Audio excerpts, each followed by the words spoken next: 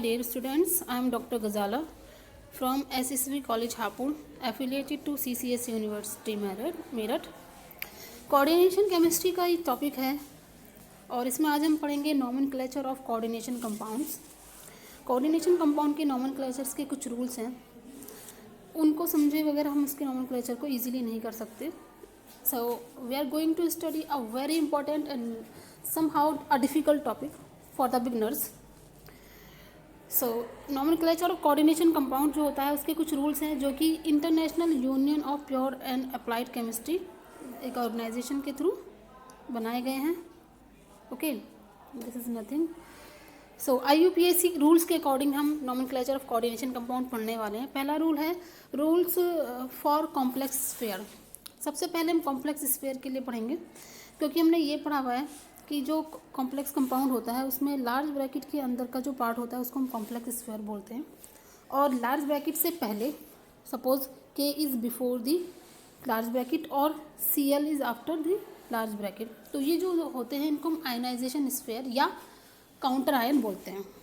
तो अभी हमारे जो रूल्स हैं उनका वो फोकस हो रहे हैं सिर्फ इस पार्ट पर, which is within the complex sphere.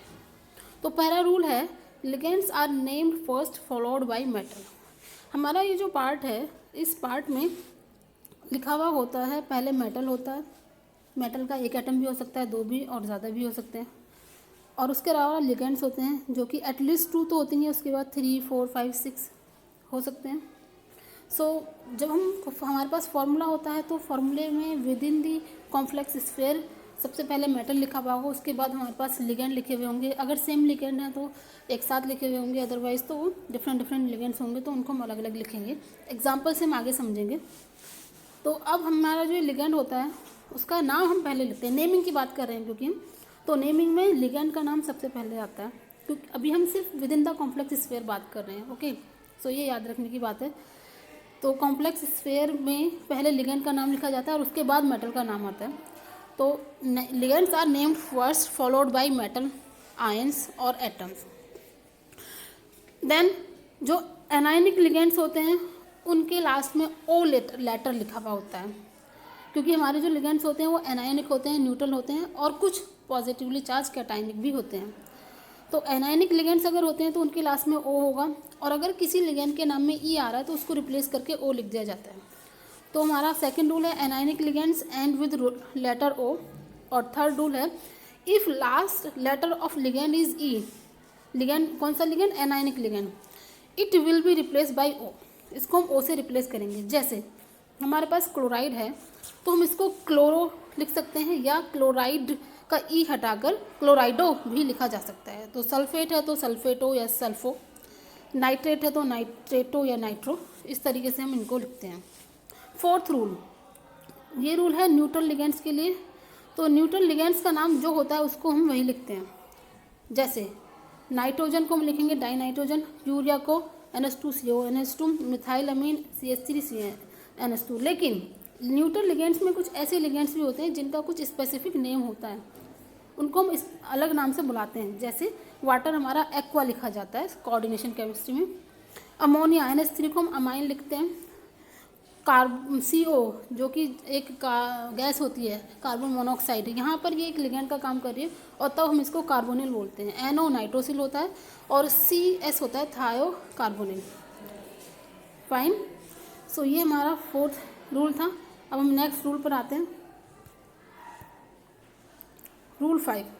ये रूल रिलेटेड है पॉजिटिव लिगेंड्स के लिए। हमने लिगेंड्स को पढ़ा कि लिगेंड्स वो एटम या ग्रुप होते हैं जो जिनके पास at least 1 non bonding lone pair होता है। वो 3 तरह के होते हैं, कैटायनिक हो सकते हैं, एनायनिक हो सकते हैं, न्यूट्रल हो सकते हैं। कैटायनिक कैटेगरी अब हम पढ़ रहे हैं। इसके जो बहुत ही ज़्यादा फेमस यूज़ हैं, जो मेनली यूज़ होते हैं, क्योंकि पॉजिटिवली लिगेंड्स एक्चुअली बहुत ज़्यादा होते नहीं हैं, लेकिन जो मेनली यूज़ होते हैं वो हमारे हैं 3। Nitrosonium ion NO positive, hydrogenium ion जो हाइड्रोजीन से बना है, NH2 से बना है, तो NH2 NH3 positive, nitronium ion NO2 positive. तो पॉजिटिव लिगेंड्स जो होते हैं उनके लास्ट में IUM लिखा जाता है। फाइन, जैसे हमने एनायनिक लिगेंड के लिए पढ़ा था कि लास्ट में O आता है, वैसे पॉजिटिव लिगेंड के एंड में आता है IUM। तो ये बन जाते हैं नाइट्रोसोनियम, हाइड्रोजीनियम और नाइट्रोनियम सॉरी, फाइन। और न्यूट्रल में हम लगाते ही नहीं है कुछ। नेक्स्ट कैटेगरी है एम्बीडेंटेड लिगेंड की, ये स्पेशल कैटेगरी है मोनोडेंटेड लिगेंड की, ठीक है। मोनोडेंटेड लिगेंड में कुछ इस टाइप के लिगेंड होते हैं जिनके पास दो डिफरेंट साइट होती है जहाँ से वो कोऑर्डिनेशन बॉन्ड बना सकते हैं मेटल के साथ, और लेकिन कंडीशन ये है कि एक टाइम पर वो एक ही बनाता है, उनको एम्बीडेंटेड लिगेंड बोलते हैं। तो जो एम्बीडेंटेड लिगेंड हैं वो लिगेंड हमारे पास जनरली क्योंकि हमने भी ये बोला कि दो डिफरेंट एटम ऐसे होते हैं जहाँ से बॉन्ड बना सकता है, तो ऑब्वियसली वो जो लिगेंड होगा वो एटलीस्ट बाई एटोमिक तो होगा ही, एटलीस्ट वहाँ पे दो एटम तो होंगे ही, दो डिफरेंट एटम एक्चुअली। तो इसलिए हम यहाँ पर ये देखते हैं कि मेटल के साथ जो बॉन्ड बनता है, जिस एटम से बनेगा, जिस कॉम्प्लेक्स में जिस एटम से मेटल का मेटल का बॉन्ड बनता है, उसको हम उसके फर्स्ट सिंबल को हम लिखते हैं। So symbol of atom bonded to the metal atom और ion is written after the name of the ligand. Ligand के नाम के बाद हम उसका सिंबल लिख देते हैं उस एटम का जिससे डायरेक्ट बॉन्ड बन रहा है। ओके, सो हम इसको इस तरह से समझ सकते हैं। सपोज ये आयरन है, आयरन से मैंने NO2 को बॉन्ड कराया और वो अगर नाइट्रोजन से बॉन्ड बना रहा है तो नाइट्रोजन के साथ हम उसके बॉन्ड को इस तरह से दिखाएंगे, और अगर उसने ऑक्सीजन से बॉन्ड बनाया हुआ होगा तो हम ऑक्सीजन के साथ उसका बॉन्ड दिखाएंगे। ओके, तो ये जो सिंबल है नाइट्रोजन का N और ऑक्सीजन का O, ये हम उसके नाम के बाद लिख देते हैं, और दो नाम के और सिंबल के बीच में हाइफन आता है, तो हम ये चीज़ यहाँ पर क्लियरली देख भी सकते हैं। ये देखिए, ये नाइट्रो डैश N मतलब ये यहाँ पर जो बॉन्ड बना है वो मेटल और नाइट्रोजन के बीच में बना है, ये बॉन्ड बना है। और अगर ऑक्सीजन के साथ बनेगा तो नाइट्रो O, इसको हम नाइट्रो या नाइट्राइटो दोनों बोल सकते हैं, so please don't get confused. ONO negative, मतलब यहाँ पर हमारा जो बॉन्ड बना है वो मेटल के साथ बना है। ऐसे ही हमारे पास अगर थायोसाइनेटो है, अगर सल्फर से बॉन्ड बनेगा तो हम उसको लिखेंगे थायोसाइनेटो S, और अगर नाइट्रोजन से बॉन्ड बनेगा, इस तरह से नाइट्रोजन से बॉन्ड बनेगा अगर मेटल का, तो हम इसको लिखेंगे thiocyanato N। Fine, I hope ये पॉइंट आपको क्लियर हो चुका होगा। अब हम नेक्स्ट पॉइंट की तरफ मूव करते हैं। 7th नंबर पर, all above rules are related to the naming of ligand. जो अभी तक हमने रूल पढ़े हैं वो लिगेंड्स की नेमिंग से रिलेटेड हैं। अब जो हमने नेमिंग के रूल्स पढ़े हैं उनके बेसिस पर जो नेम आएगा लिगेंड्स का, उसका एक ऑर्डर भी होना चाहिए कि कौन सा लिगेंड पहले लिखा है। दैट मीन्स अगर हमारे पास कोई ऐसा कंपाउंड है जिसमें दो या दो से ज़्यादा तरह के लिगेंड्स प्रेजेंट हैं, तब हमें उनकी उनका ऑर्डर ऑफ नेमिंग किस तरीके से करना है।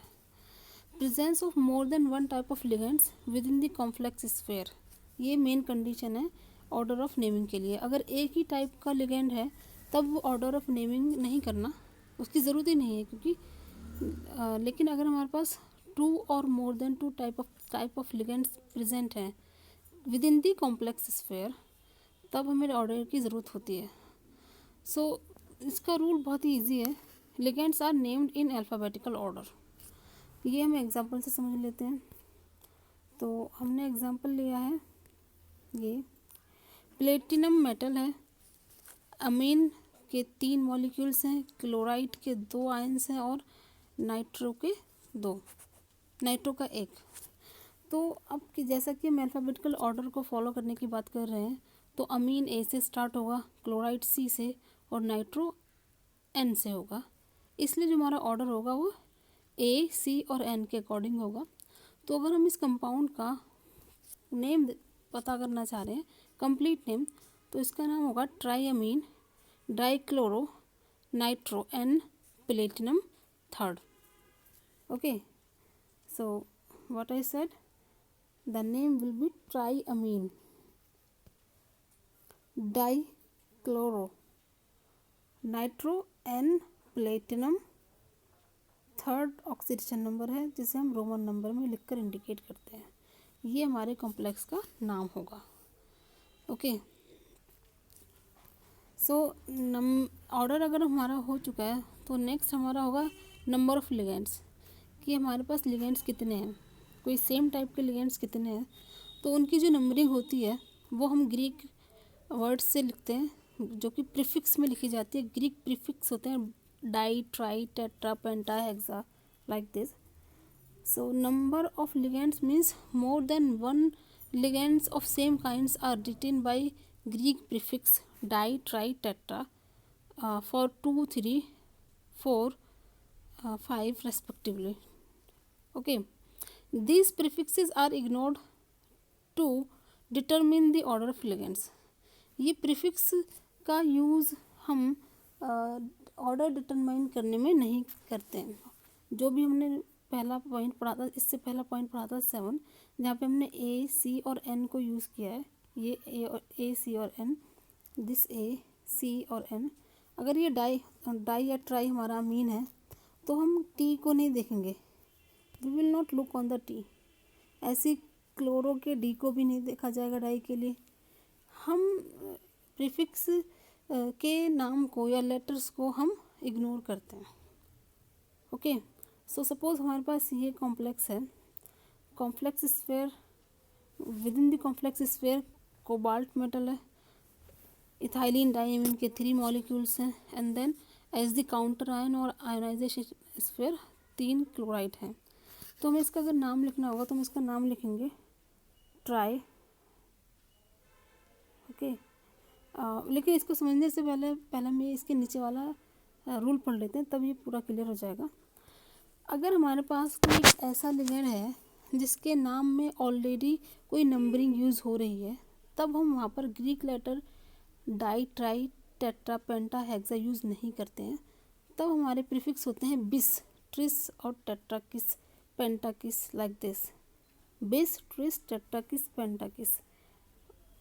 So if the name of the ligand itself contain prefix, then prefix will be bis, tris, tetrakis and pentakis for the naming of the compound. Complex compound में जो प्रीफिक्स यूज़ होगी वो बिस, ट्रिस और टेट्राकिस होगी, क्योंकि already वहाँ पे बाई, ट्राई, टेट्रा उसके नाम में यूज़ हो रहा है। ओके, हम इसे यहाँ पर इस तरह से समझ लेते हैं कि ये जो कॉम्प्लेक्स अभी हमने देखा, इस कॉम्प्लेक्स में हमारे पास इथाइलिन डाइमीन है। तो अगर हम इसकी स्ट्रक्चर बनाते हैं तो हमारे पास ये इस तरह से लिखा होता है CH2, CH2, then NH2, NH2। और अगर हम इसका IUPAC नेम देखते हैं तो इसका IUPAC नेम होता है 1, 2 IUPAC नेम इसका होगा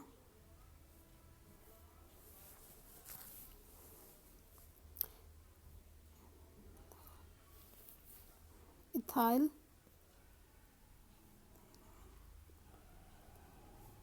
ईथेन 1,2 डाइअमीन, ये होता है इसका नाम। तो इसके नाम में ऑलरेडी डाई यूज़ हो रहा है, ये डाई यूज़ हो रहा है, इसीलिए हम यहाँ पे इसका नाम जो लिखेंगे उसमें हमारा बिस और ट्रिस, टेट्राकिस प्रीफिक्स यूज़ किए जाते हैं। तो हमारा ये जो कॉम्प्लेक्स है, इस कॉम्प्लेक्स का नाम क्या होगा? इसका नाम होगा tris. Okay, because tris ethylene 1,2 diamine, जिसको शॉर्ट में EN लिखते हैं हम। ओके, बट हमें पता है कि इसका IUPAC नेम जो इसमें नंबरिंग है, इसलिए हमने यहाँ पे इसको ट्रिस लिखा है। 3 के लिए, इस 3 के लिए हमने ट्रिस लिखा। So tris ethylene diamine cobalt 3rd and chloride. Fine, तो ये हमारा इसका नेमिंग हो जाएगा।